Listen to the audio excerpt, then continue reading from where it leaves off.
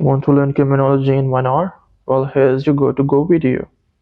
So we're going to start from the basics and we're going to move further and we're going to divide it into many specific branches.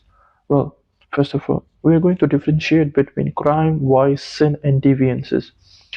And I'm going to give them 5 points. So, crime is a legal term. It is a legally defined wrongdoing that is punishable by law, such as murder or theft. On the other hand, vice refers to immoral or depraved behavior such as gambling or drug use. It is not necessarily illegal but is considered to be socially unacceptable. Sin is a religious concept that refers to a moral transgression against the laws or principles of a particular religion, and deviance refers to behavior that deviates from the norm or accepted standards within a society. This can include both criminal and non-criminal behavior. In terms of social control, crime is punishable by legal institutes, vice is discouraged by social norms, and deviance is controlled by both. Sin is controlled by religious institutions.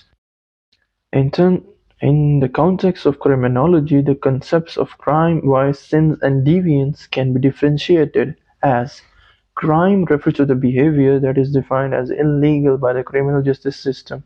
Criminologists study crime patterns, causes, and responses to crime. Vice. Vice, which is seen as a form of deviance, is often studied by criminologists to understand why certain behaviors are deemed unacceptable by society and how social norms and laws are enforced to control such behaviors. Sin is not typically a focus of criminology as it is a religious concept. However, criminologists may examine the role of religion in shaping societal attitudes towards crime and deviance. Deviance, as a concept, is central to the study of criminology as it encompasses all forms of behavior that diverge from the norm and are subject to social control. This includes both criminal and non-criminal behavior. Criminology as a field also studies the social responses to deviance, both in the terms of formal and informal social control. This includes the study of criminal justice system and the role of institutions like police, courts, and prisons in controlling deviance. To further clarify the concept, here are some examples of these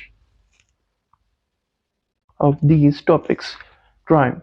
Well, crime. An example of crime would be theft. It is illegal to take someone else's property without their permission, right? And doing so would be punishable by law. A criminologist may study the patterns of theft in a certain area to understand why it occurs and how it can be prevented. Vice.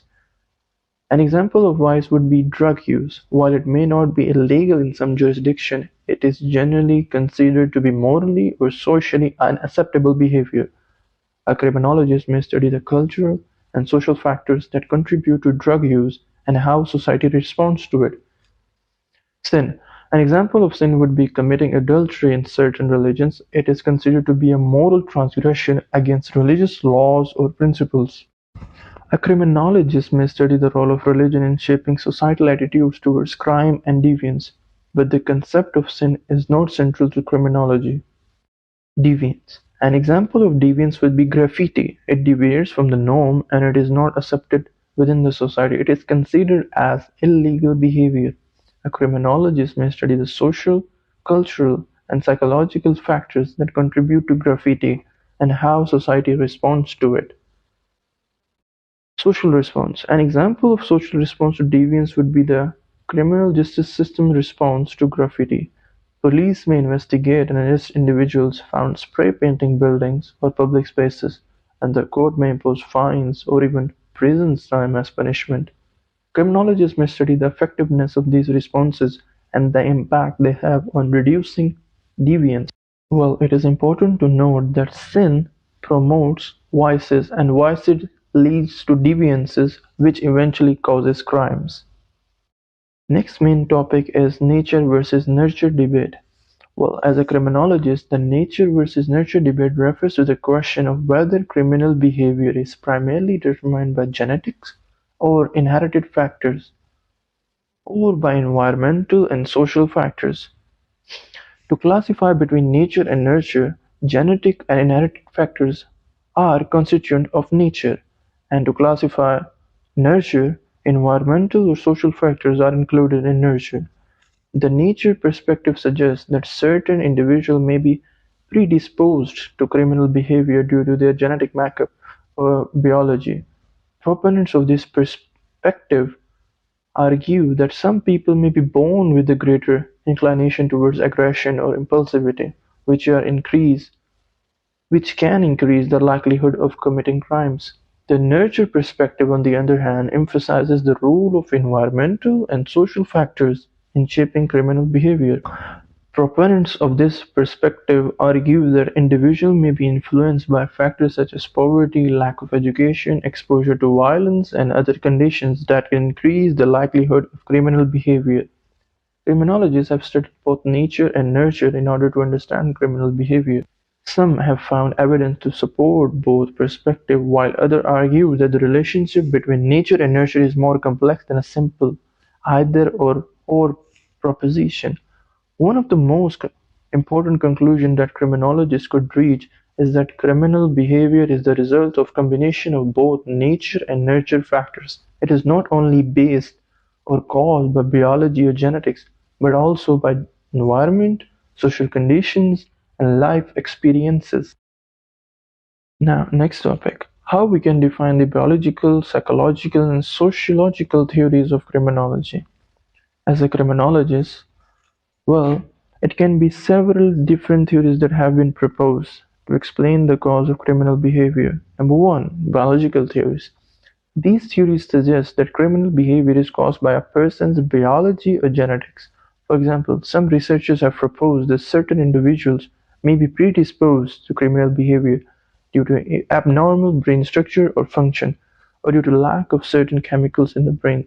The most well-known theory in this category is the XYY theory, which proposes that an extra Y chromosome in males leads to increased aggression and impulsivity. But this theory is not accepted by most of the scientists and criminologists anymore. Number two, psychological theories. These theories propose that criminal behavior is caused by a person's mental or emotional state. For example, some researchers have proposed that certain individuals may be predisposed to criminal behavior due to psychological disorders such as antisocial personality disorder, psychopathy, or due to traumatic childhood experiences. Number three, sociological theories. These theories propose that criminal behavior is caused by social factors such as poverty, lack of education, exposure to violence, and other social conditions. For example, social disorganization theory suggests that crime is most likely to occur in areas with high levels of poverty and social dislocation, while strain theory suggests that crime is most likely to occur when individuals are unable to achieve their goals through legitimate means. It is worth noting that these theories are not mutually exclusive, and many criminologists believe that criminal behavior is caused by a combination of multiple factors from different theories. For example, an individual's biology, mental state, and social environment may all contribute to their likelihood of committing crimes. Next, a short note of all the theories of criminology. So there are several different theories that have been proposed to explain criminal behavior within the field of criminology. Some of the most well-known are classical theory. This theory, developed by Cecil Beccaria and Jeremy Bentham, posits that individuals have free will and make rational choices about whether or not to commit crimes. This theory also emphasizes that punishment should be swift, certain, and proportionate to the crime committed, as a deterrent to prevent others from committing crimes. Positivist theory. This theory, developed by Cesare Lombroso, suggests that criminals are biologically different from non-criminals, and that criminal behavior is determined by inherent traits. Psychological theories. This theory proposed that criminal behavior is caused by a person's mental or emotional state. For example, includes psychological theories such as psychoanalytic theory, which suggests that criminal behavior is the result of unresolved emotional conflicts, and cognitive emotional theory, which suggests that criminal behavior is the result of an individual's inability to appreciate the consequences of their actions, and that is cognitive developmental theory. Social structure theories. These theories propose that criminal behavior is caused by social factors such as poverty, lack of education, exposure to violence, and other social conditions. Examples include social disorganization theory, which suggests that crime is most likely to occur in areas with high levels of poverty and social dislocation, and stain theory, which suggests that crime is most likely to occur when individuals are unable to achieve their goals through legitimate means. Social process theories. These theories focus on the role of social interactions and experiences in shaping criminal behavior. Example: Examples include labeling theory, which suggests that criminal behavior is the result of the way society defines and responds to deviance, and control theory, which suggests that criminal behavior is the result of a lack of attachment to conventional social bonds. Critical theories. These theories focus on the role of power and inequality in shaping criminal behavior. Examples include feminist theory, which suggests the criminal justice system is patriarchal, and critical race theory, which suggests the criminal justice system is racist. To highlight some of the most important theories, here we go. Learning theory. This theory suggests that criminal behavior is learned through interaction with others, particularly those within an individual's immediate social environment. One of the most well-known theories in this category is the social learning theory, which proposes that individuals learn criminal behavior through observation and imitation of others. For example, a child who grows up in an environment where criminal behavior is modeled and reinforced is more likely to engage in criminal behavior themselves. Labeling theory. Labeling theory. This theory suggests that criminal behavior is the result of the way society defines and responds to deviance. According to this theory, when individuals are labeled as deviant or criminal by society, they are more likely to engage in criminal behavior due to the negative consequences of being labeled. For example, if a teenager is repeatedly told by authorities that he is delinquent, he may begin to identify himself as such and engage in more delinquent behavior. Social control theory. This theory suggests that criminal behavior is the result of a lack of attachment to conventional social bonds. According to this theory, individuals who have strong relationships with family, friends, and community are less likely to engage in criminal behavior because they have a stake in the conformity. For example, an individual whose who has a strong bond with their family and community is less likely to engage in criminal behavior because they don't want to disappoint or let down the people they care about. Criminal behavior. Criminal behavior is the act of committing a crime. Criminologists study criminal behavior in order to understand why it occurs and how it can be prevented.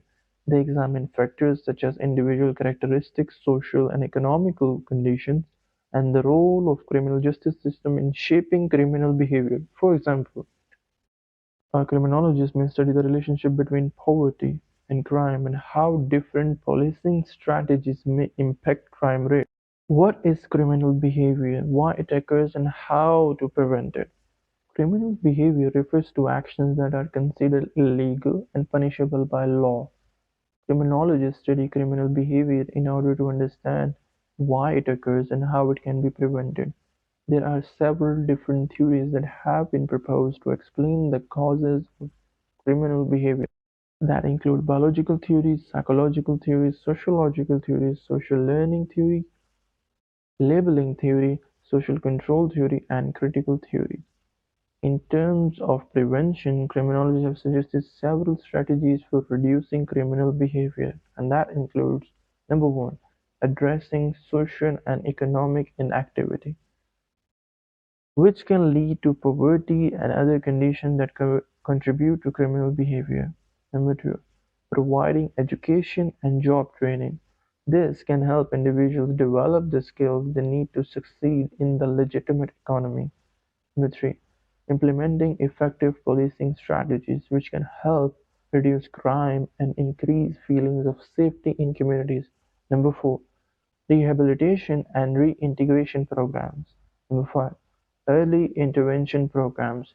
This can target at-risk youth and provide them with the support and resources they need to stay out of the criminal justice system. Number 6.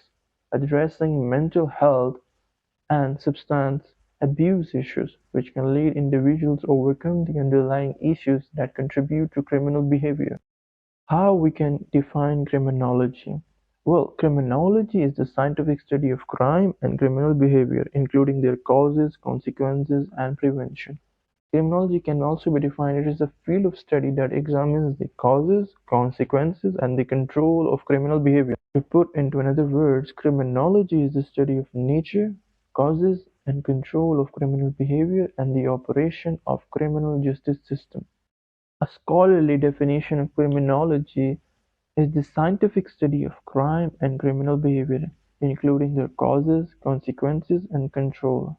It is an interdisciplinary field that draws on various disciplines such as sociology, psychology, law, political science, and biology to understand criminal behavior, its causes, and how to prevent it. Criminology is a field that seeks to understand the nature, causes, and control of criminal behavior and the operation of criminal justice system. It also examines the socio-economic and political factors that shape crime and criminal justice policies, and assesses the effectiveness of different interventions designed to prevent crime and promote justice. What is the scope of criminology as a subject? The scope of criminology encompasses a wide range of topics and issues related to crime and criminal behavior. Some of the key areas of focus within criminology include: Number 1. The causes of criminal behavior.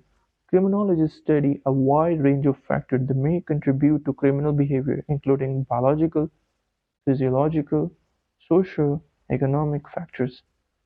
Crime pattern and trends. Criminologists analyze crime data to understand patterns and trends in social behavior and criminal behavior, and they use this information to develop strategies for reducing crime. Number 3.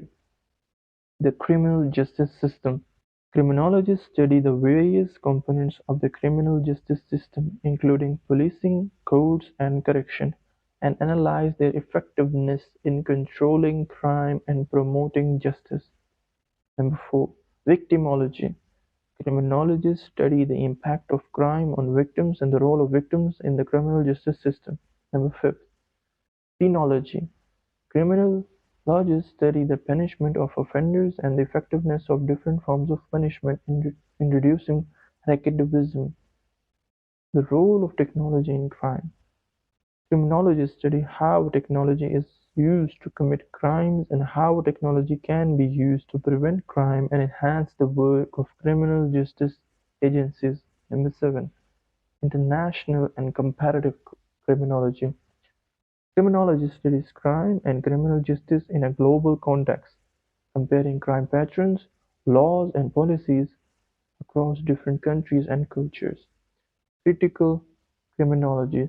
This perspective focuses on how poor and inequality shapes crime and criminal justice, and aims to challenge dominant assumptions and values within the field.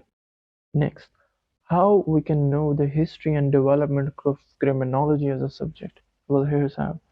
Criminology as a subject has a long and rich history, dating back to the 18th century. The development of criminology as a subject can be divided into several key stages.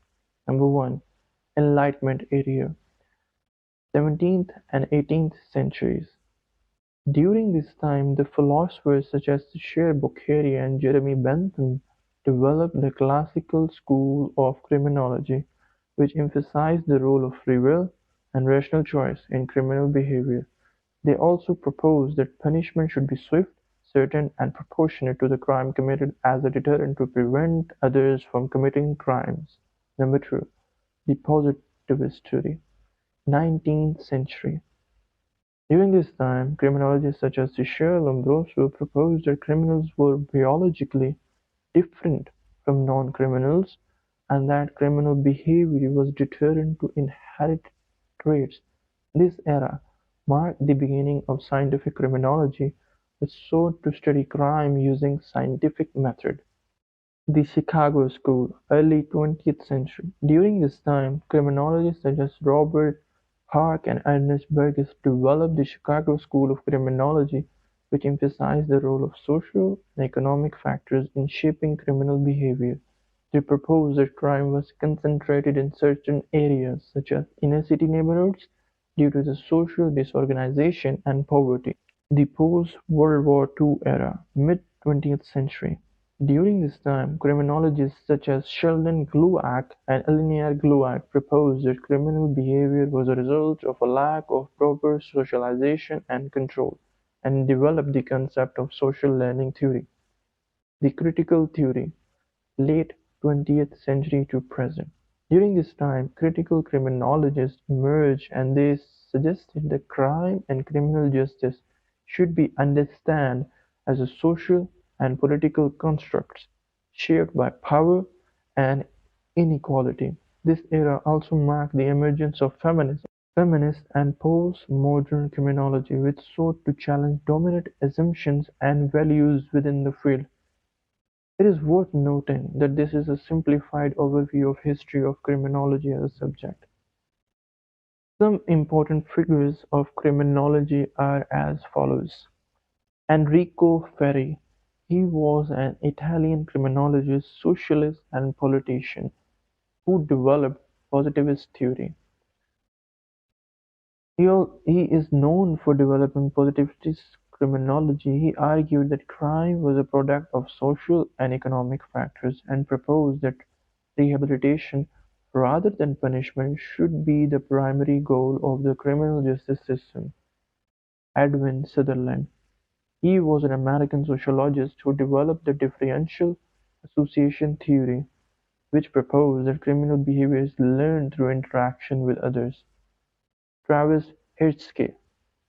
He was an American criminologist who developed the social control theory, which suggests that individuals who have strong relationships with family, friends, and community are less likely to engage in criminal behavior because they have a stake in conformity.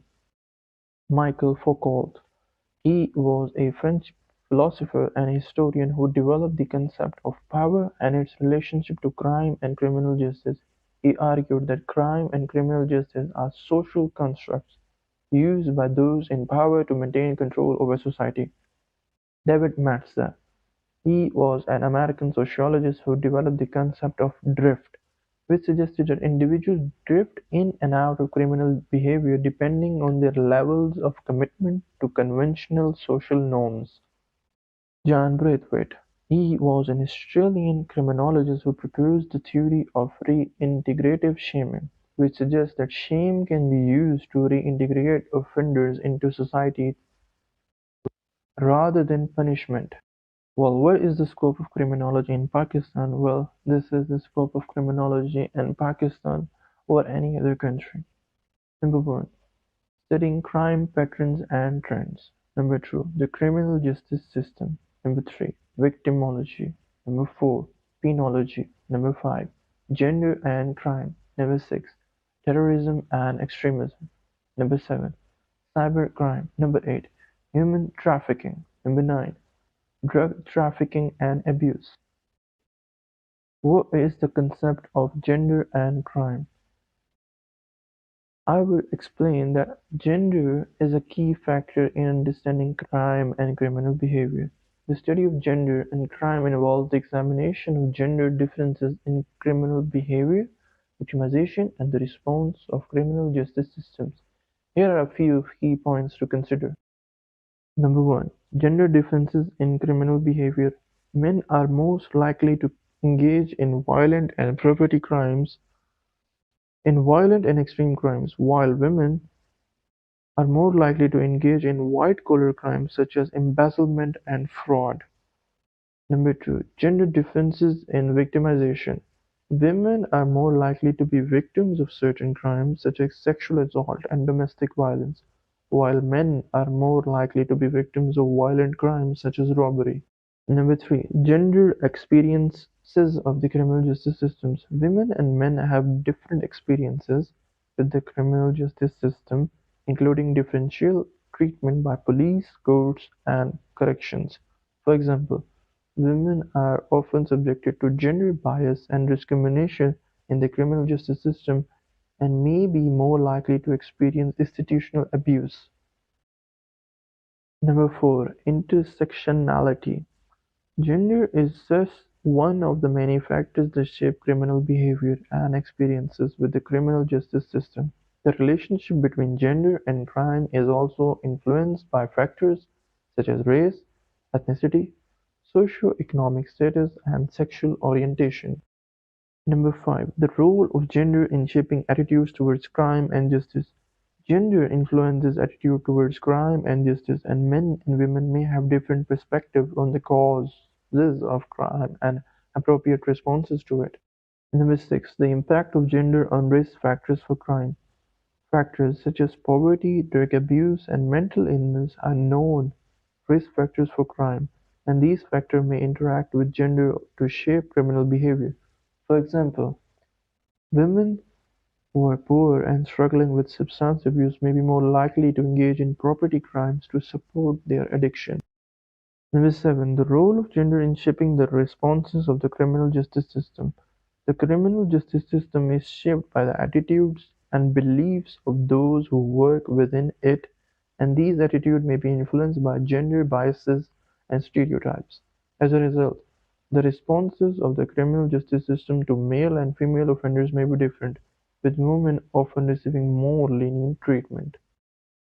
Well, section number 2, juvenile. What is juvenile delinquency? What are the reasons and causes for delinquency? Okay. Delinquency refers to criminal behavior committed by minors, typically individuals under the age of 18. The reasons and causes of delinquency can be complex and varied, but some common factors include poverty, family dysfunction, peer pressure, substance abuse, and exposure to violence. Some possible measures to curtail juvenile delinquency include early intervention and prevention programs that focus on at-risk youth, parenting education and support, positive youth development programs, increased access to mental health services, tougher penalties and law enforcement efforts to deter criminal behavior, providing education and vocational training opportunities, community-based programs that provide mentoring, counseling, and other support services. What are some reasons that cause juvenile delinquency? Well, there are many factors that can contribute to juvenile delinquency. Number 1, family dynamics. Children who come from homes characterized by poverty, neglect, abuse, or lack of parental supervision are more likely to engage in delinquent behavior. Number 2, peer pressure. Children and teenagers are heavily influenced by their peers and may be more likely to engage in delinquent behavior if they associate with delinquent. Number 3, substance abuse. Children and teenagers who abuse drugs and alcohol are more likely to engage in delinquent behavior. Number 4, exposure to violence. Children and teenagers who are exposed to violence, whether as victims or witnesses, are more likely to engage in delinquent behavior. Next, mental health. Children and teenagers who have mental health issues such as attention deficit hyperactivity disorder (ADHD) or conduct disorder are more likely to engage in delinquent behavior. Socio-economic factors. Children and teenagers who come from lower income families or neighborhoods are more likely to engage in delinquent behavior. Socio-economic factors. Children and teenagers who come from lower income families or neighborhoods are more likely to engage in delinquent behavior. Lastly, access to education. Children and teenagers who have limited access to education or who are not engaged in school are more likely to engage in delinquent behavior.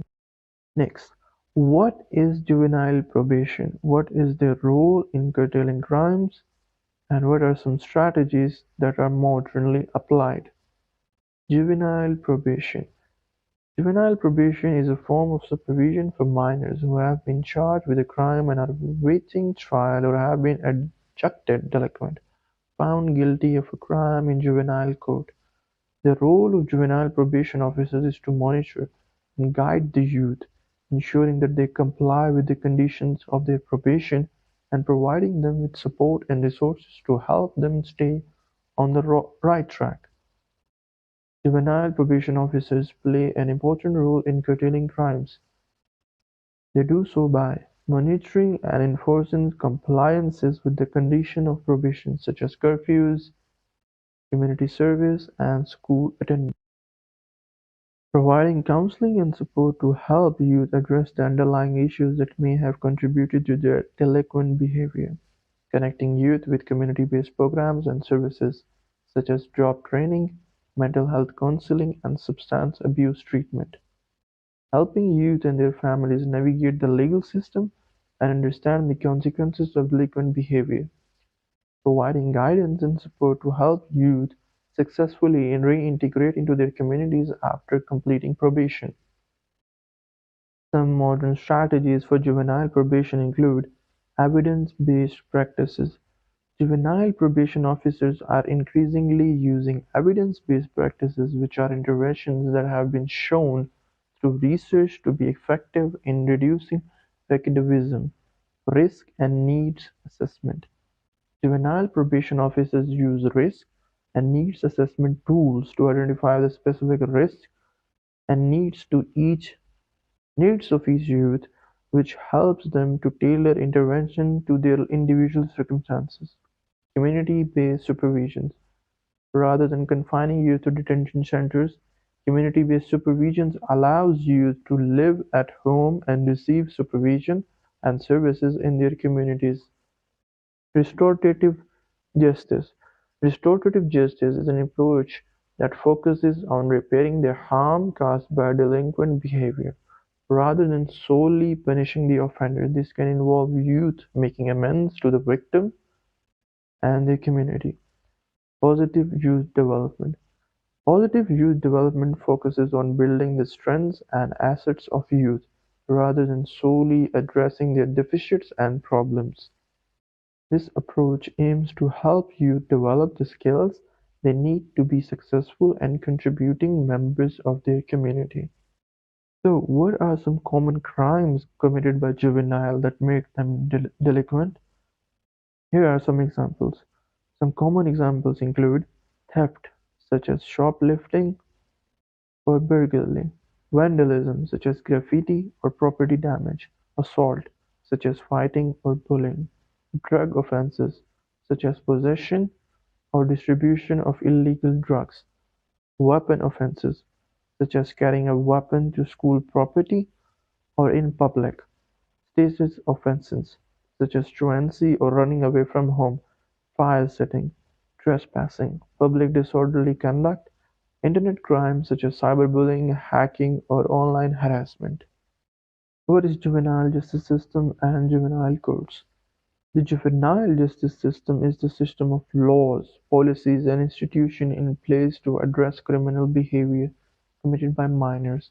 It is it is distinct from the adult criminal justice system and operates under the principle of parens patriae, which holds that the state has a responsibility to act as a parent to ensure the welfare of children. Juvenile courts are the courts that hear cases involving delinquent or delinquent status youth.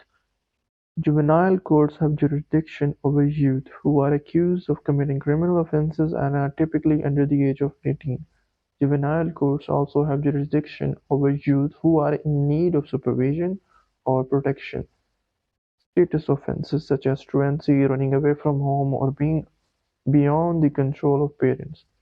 The proceedings in juvenile courts are generally more informal than adult criminal courts proceedings and focus on rehabilitation and treatment rather than punishment. In juvenile court, the judge or the juvenile panel will decide whether the youth has committed the offense they are accused of, and if so, they will decide on an appropriate disposition. The disposition can range from informal probation to residential placement to transfer to adult court. These dispositions can also include community supervision, drug treatment, restitution, and other forms of rehabilitation. It's important to note that juvenile justice systems and laws vary from state to state and country to country. In some places, there may be more emphasis on rehabilitation and diversions rather than punishment, while in others, the focus may be more on punishment and accountability. Juvenile justice system and juvenile courts in context of Pakistan. The juvenile justice system in Pakistan is governed by the Juvenile Justice System Ordinance (JJSO) 2000, which was enacted to deal with the rights and protection of children and young people who come in conflict with the law. According to the JJSO 2000, a juvenile is defined as a person who is under the age of 18. The JJSO 2000 provides for the establishment of juvenile justice boards (JJBS) and juvenile courts, which are responsible for dealing with cases involving juvenile offenders. The JJBs are responsible for conducting preliminary inquiry in cases involving juvenile offenders. They have the authority to release the juvenile on bail, refer the case to a probation officer for counseling and rehabilitation, or send the juvenile to a special home for observation and rehabilitation. The JJBs are also responsible for conducting the trial of the case in which the juvenile is charged with the offense. Juvenile courts are also responsible for conducting trials in cases where the juvenile is charged with an offense. The JJSO 2000 provides that the juvenile court shall consist of one magistrate who shall be a female of not less than 25 years of age. The trials in juvenile courts are conducted in a special manner which is different from the trials conducted in adult criminal courts.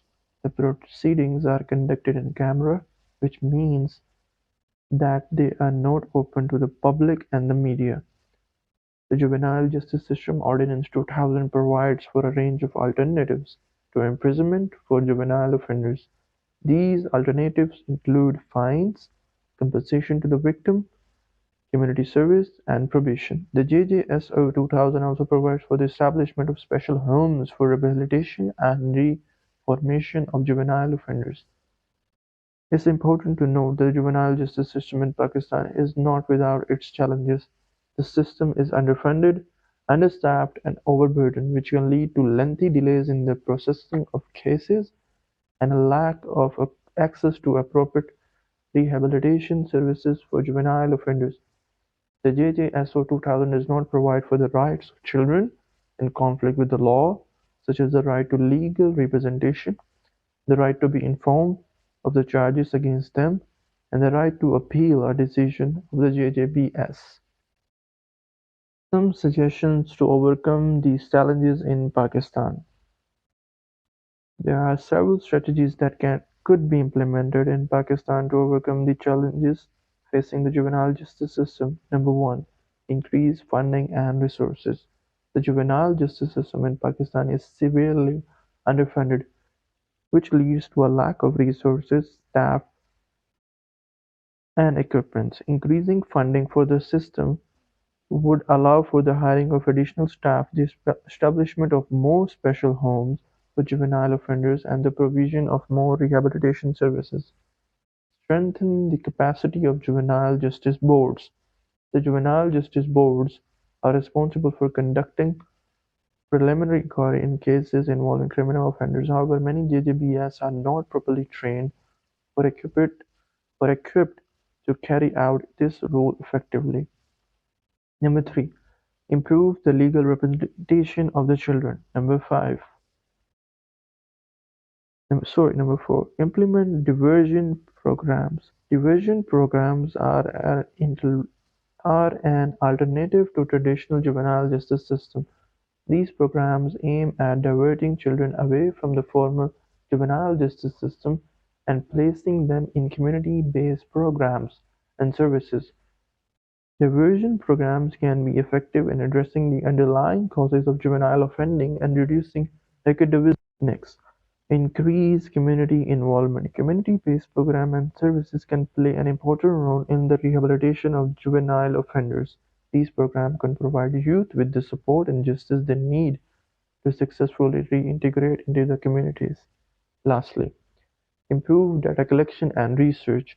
By improving data collection and research, it would help understand the causes and consequences of juvenile offending in Pakistan and inform policy and practice to inform the effectiveness of the juvenile justice system. What is recidivism? Mention some modern strategies. Recidivism is the tendency of a convicted criminal to reoffend or to recidivate after being released from prison or completing a sentence. It is a major concern in the criminal justice system as high rates of recidivism can indicate that the system is not efficiently addressing the underlying causes of criminal behavior or providing offenders with the necessary tools to successfully reintegrate into the society. Modern strategies to reduce recidivism include evidence-based practices, risk and needs assessment, community-based supervision, restorative justice, positive youth development, re-entry programs, mental health and addiction treatment. What is probation and parole?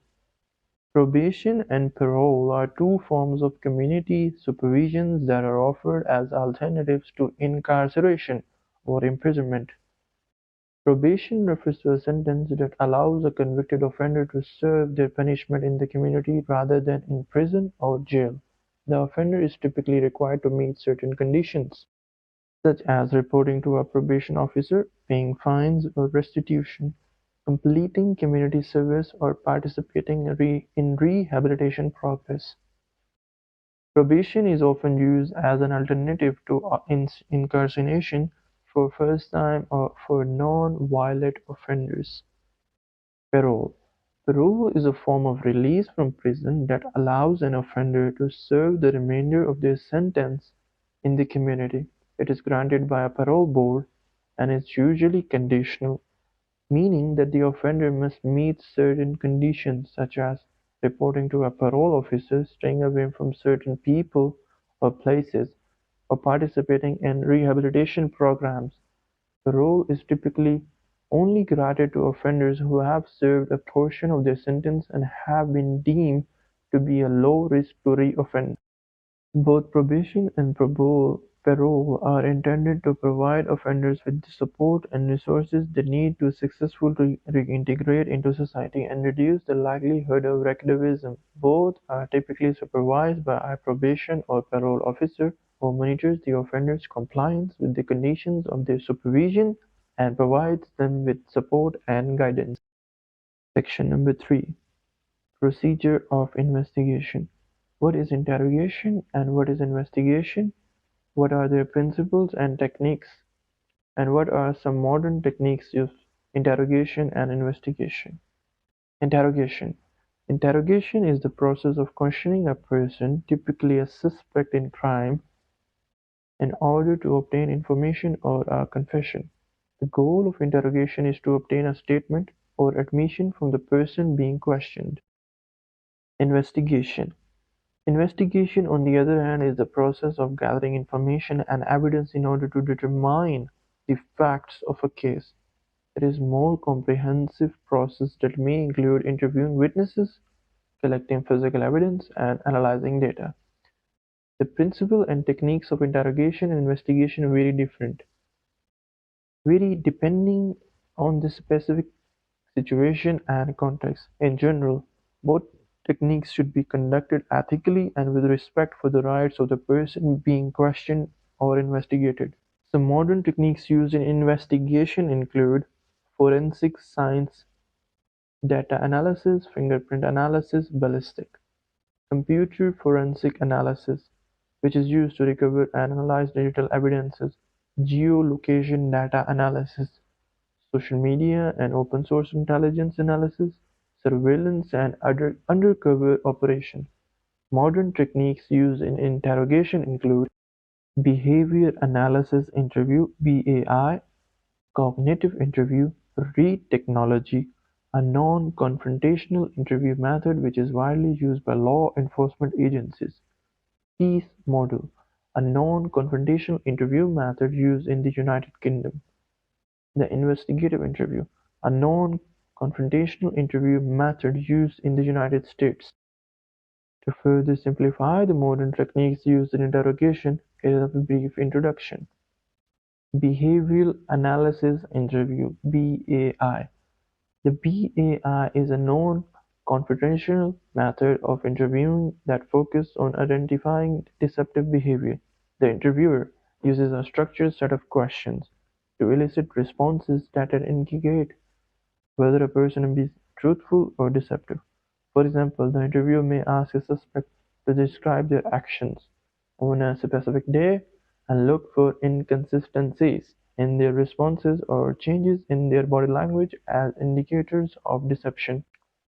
Cognitive interview. The cognitive interview is a method of questioning that aims to enhance the recall of information by the person being interviewed.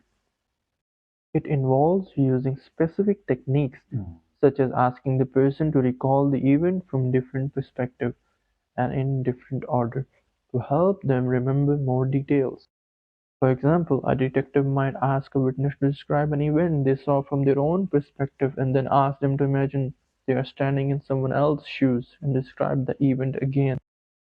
Read technique.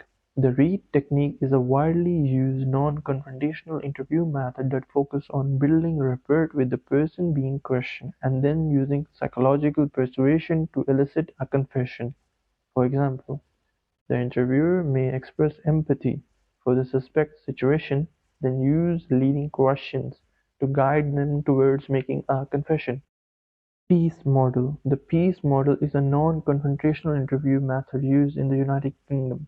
Its acronym for Planning and Preparation, Engage and Explain, Account, Closure and Evaluate. Planning and Preparation, Engage and Explain, Account, Closure and Evaluate. This model is designed to be used in a structured and systematic way that allows the interviewer to recall and cover all relevant areas in inquiry while also respecting the rights of the person being questioned. The investigative interview. The investigative interview is a non-confrontational interview method used in the United States. It focuses on building rapport with the person and asking open-ended questions. This method is designed to encourage the interviewee to speak freely and provide more detailed information about the situation. Gender-based crimes. Gender-based crimes are crimes that are committed against individuals because of their genders. These crimes can include, but are not limited to: Number one, sexual assault and rape. These crimes are committed against individuals, primarily women, and involve unwanted sexual contact or penetration. Number two, domestic violence. This refers to physical, emotional, sexual, or financial abuse that occurs within a domestic relationship and it is most likely directed towards women. Number three, female genital mutilation (FGM). This refers to the practice of removing all or parts of a girl's external genitalia for non-medical reasons, which is most likely practiced in some cultures or regions. Forced marriage. This is when an individual is forced to marry against their will, often under threat of violence or other forms of coercion. This is also directed primarily towards women. Number fifth, human trafficking. This refers to the illegal trade of people for the purpose of forced labor or sexual exploitation. Women and girls are particularly vulnerable to this crime. Honor killing. This refers to the murder of a person, usually a woman, by a family member who believes that the victim has brought dishonor upon the family. All these crimes are deeply rooted in gender-based discrimination and inequality, and they are unacceptable. Efforts to combat gender-based crimes must focus on addressing the underlying social and cultural norms that enable them to occur, as well as providing support and resources to survivors.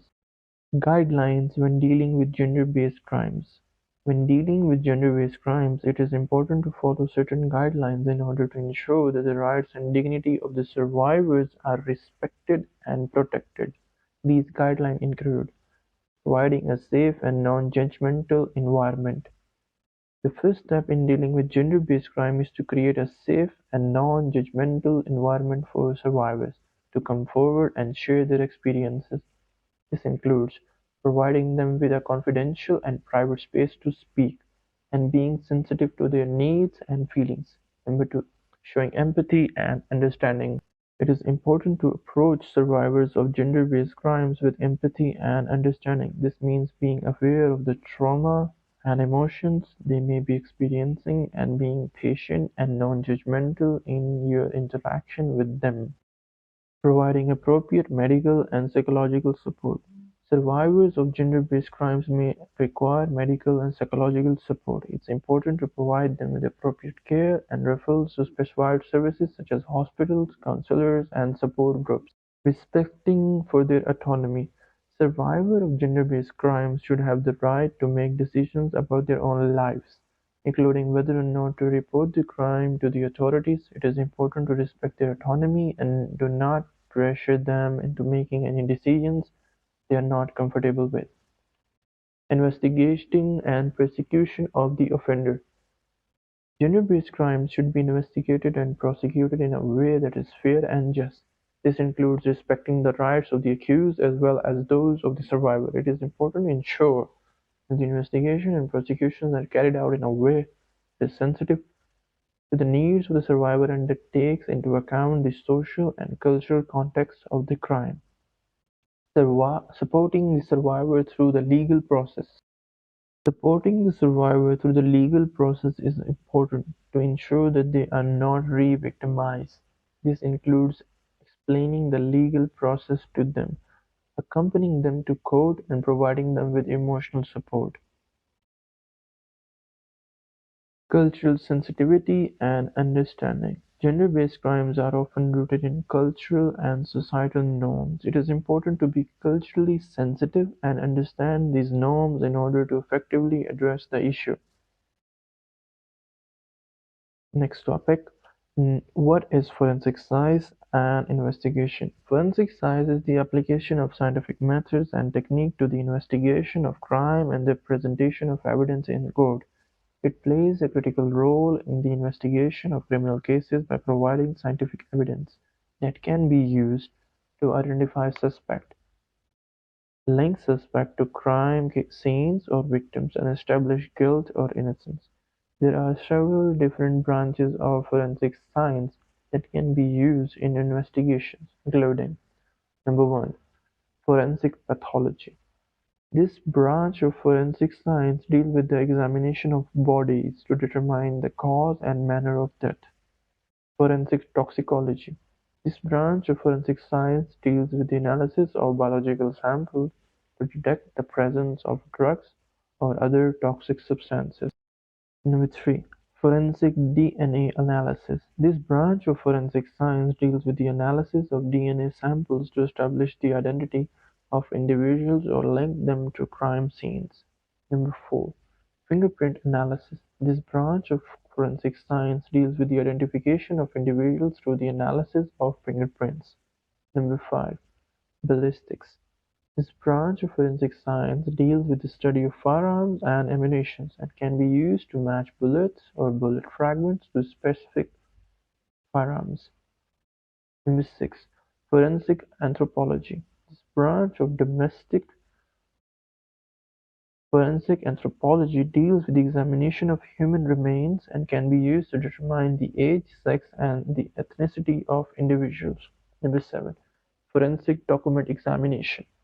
This branch of forensic science deals with the examination of documents, including handwriting and typewriting. Number eight, this branch of forensic science deals with the recovery and analysis of digital evidences, such as data from computers, smartphones, and other electronic devices. Some more points regarding forensic science and investigation are: fire and explosion analysis, trace evidence analysis, audio and video analysis, crime scene reconstruction, forensic psychology, forensic engineering, cybercrime investigation, and facial recognition. What actually is forensic science? Forensic science is the application of scientific methods and techniques to the investigation of crimes and the presentation of evidence in legal proceedings. It involves the collection, analysis, and interpretation of physical evidence from criminal scenes and the use of this evidence to solve crimes and determine the guilt or innocence of suspects. The goal of forensic science is to provide impartial, scientifically based information that can be used in a court of law to help solve crimes and determine the truth. Forensic science is a multidisciplinary field that draws on various scientific disciplines, including biology, chemistry, physics, and engineering, to gather, analyze, and interpret physical evidence. Some of the branches of forensic science include forensic pathology, toxicology, DNA analysis, fingerprint analysis, ballistic, digital forensics, and audio and video analysis. These branches of forensic science are used to help solve a wide range of crimes, including murder, robbery, theft, sexual assault, and cybercrime. Section number 4: Law Enforcement Agencies. What are some roles and responsibilities of different law enforcement agencies? For example, NAB, FIA, and ANF. Roles and responsibilities of different law enforcement agencies. Number one, National Accountability Bureau is responsible for investigating and prosecuting cases of corruption and economic crimes in Pakistan.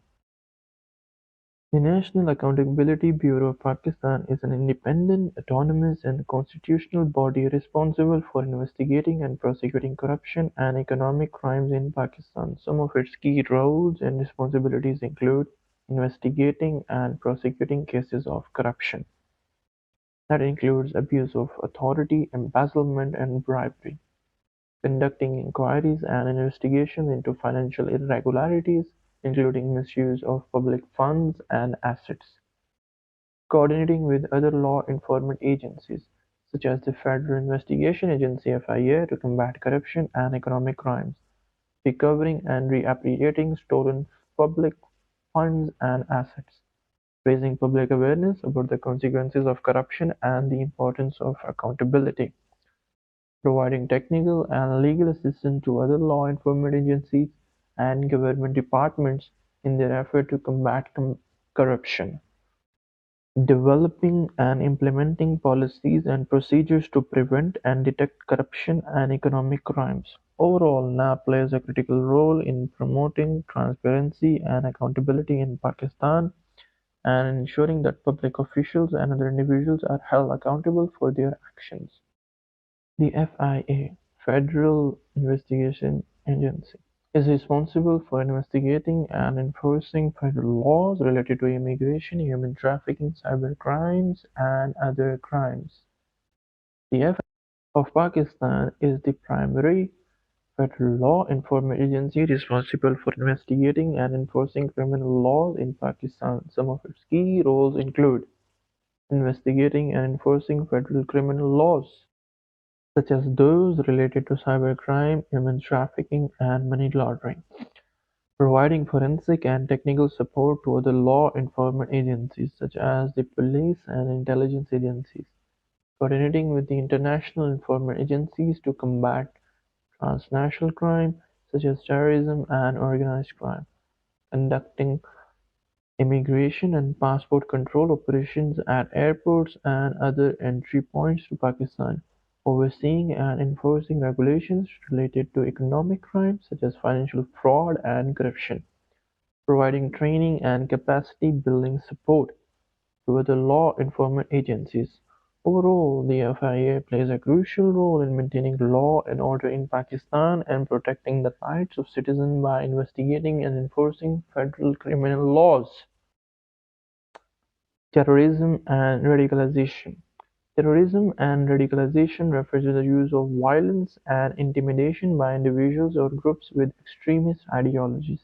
The aim of terrorism is to spread fear and cause harm to society, while the goal of radicalization is to spread extremist beliefs and recruit new followers. Combating terrorism and radicalization requires a multifaceted approach. Include: number one, intelligence gathering and sharing. to identify and prevent terrorist plots and disrupt the activities of terrorist organizations. Number two, community engagement and outreach, to build trust and cooperation with communities and to address any grievance of or concerns that may fuel radicalization. Countering online radicalization by monitoring and disrupting the spread of extremist propaganda on social media and other online platforms. Number four, addressing underlying socio-economic and political factors that can lead that can fuel and lead to radicalization, such as poverty, discrimination, and political instability. Addressing extremist ideologies through education, public awareness campaigns, and promoting alternative, more positive ideologies. Overall, combating terrorism and radicalization requires a sustained effort and collaboration among law enforcement, intelligence agencies, communities or organizations, and other relevant stakeholders. What are violent crimes? What impact it has on society? How to control them? Suggest ways to reduce the aftermath of such crimes. Violent crimes are criminal offenses that involve the use or of threat of physical force against another person. For example, murder, assault, robbery, and domestic violence. Impact on society. Violent crimes can have significant impacts on society, including increased fear and insecurity, decreased quality of life, and strained community relations. It can also lead to physical and emotional trauma for victims, as well as financial burdens on the healthcare system and financial criminal justice system. Controlling violent crimes. Effective and proactive policing, community-based policing, strict gun controls, addressing underlying socioeconomic and sociological factors that can lead to violence, rehabilitation and reintegration programs for offenders, support for victims and their families. How to reduce aftermaths of violent crimes. Providing support and counseling services to victims and their families, implementing victim-centered policies in the criminal justice system, offering rehabilitation and job training programs to offenders, building community resilience and promoting positive relationships between community members, addressing socioeconomic and sociological factors that can contribute to violent crime. Money laundering. What is money laundering and what are some measures to curtail it? Money laundering refers to the process of disguising illegally obtained money as legitimate funds through a series of financial transactions. The goal of money laundering is to try to hide the true source of the funds and make it appear as though the money was obtained legally. Some common methods of money laundering include structuring financial transactions to avoid reporting requirements, using shell companies and offshore accounts, and disguising the proceeds as legitimate business income. It is accomplished through various ways that include smurfing, breaking down large amounts of illegal proceeds into smaller transactions to avoid reporting requirements. Shell companies: setting up shell companies or fake businesses to serve as a front for illegal activities. Offshore accounts: moving money to offshore accounts to make it harder to trace the source of the funds.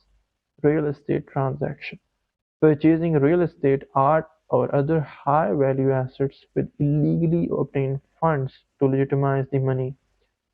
Trade-based money laundering. Trade-based money laundering: using the movement of goods and services to launder money by over or under-invoicing trade transactions. Cyber laundering: transferring funds through virtual currencies such as Bitcoin to make it harder to trace the source of the funds. Casinos and other gambling establishments: using casinos and other gambling establishments to launder money by making it appear as though the funds were won legally. How to curtail money laundering. There are some measures that can be used to curtail money laundering.